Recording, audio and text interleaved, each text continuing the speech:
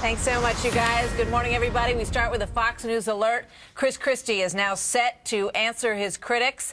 The New Jersey governor set to hold a news conference a couple of hours away on the bridge closure mess that could be the biggest test yet of his political career. Welcome, everybody, to America's Newsroom. I'm Martha McCallum. And I'm Greg Jarrett in for Bill Hemmer, who's on assignment. Well, the governor has said that any action to close lanes on the GW Bridge as political retribution was, quote, both unsanctioned and unacceptable. People will be held responsible, he said. Yeah, all of this started when the emails started to leak out that show a top Christie aide had lanes closed on the bridge to punish a Democratic mayor who refused to endorse the governor's reelection.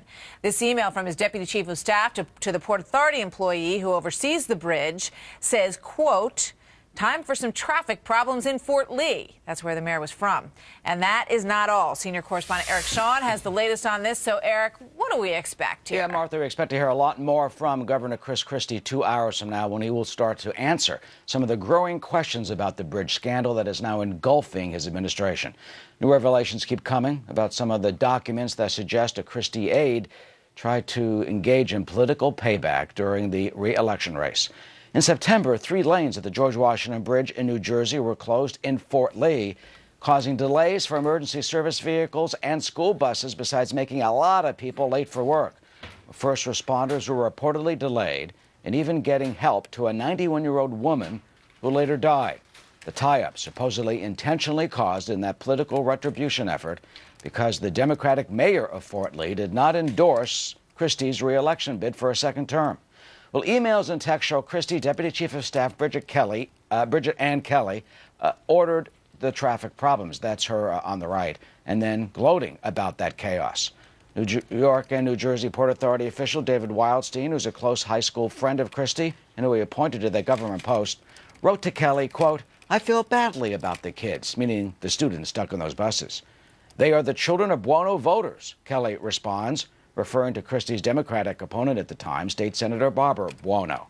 Well, the governor said he did not know anything about the closures and has repeatedly said his administration was not involved, but now in a statement yesterday said, quote, I am outraged and deeply saddened to learn that not only was I misled by a member of my staff, but this completely inappropriate and unsanctioned conduct was made without my knowledge. One thing is clear, this type of behavior is unacceptable and I will not tolerate it. So expect to hear a lot more in just under 2 hours from now, Martha. We'll see if anybody gets fired in this news conference and exactly what the governor plans to do about it. So what investigations are there into all of this, Eric? Yeah, there are a lot of them going on and seeming growing. A Port Authority Inspector's General report on this is due. Meanwhile, the New Jersey State Assembly Transportation Committee, well, they've been holding hearings with one more set for later today, and more are promised. And there are also calls for a potential U.S. Senate investigation. And Buono, who lost the race to Christie, is also calling on the U.S. Department of Justice to step in. So a lot is going on. We expect to hear a lot more in just 2 hours. All right. Well, he'll step in front of the microphones and try to push back on this, we would imagine, and explain some of what happened and what he knew or didn't know about it. Eric, thank you very much. Well, to say the George Washington Bridge is a major traffic artery, that would be an understatement. 108 million vehicles use the GWB, as it's called, annually, making it the world's busiest bridge.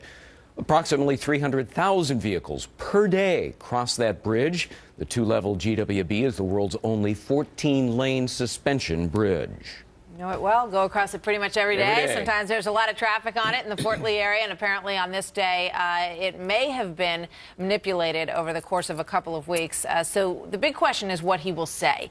How quickly will he get out in front of it? He has a reputation, obviously, for being somebody who, you know, doesn't put up with any shenanigans and who isn't afraid to, you know, step out there and say somebody made a mistake. And perhaps that person, you know, will lose their job. We don't know. We're going to see what happens when he comes out there. Send us a tweet. Let us know what you think about all this. Do you think that it has ramifications for his political future? We want to know what you're thinking this morning. We'll look for those on Twitter. We'll put some of them up on the show coming up. All right.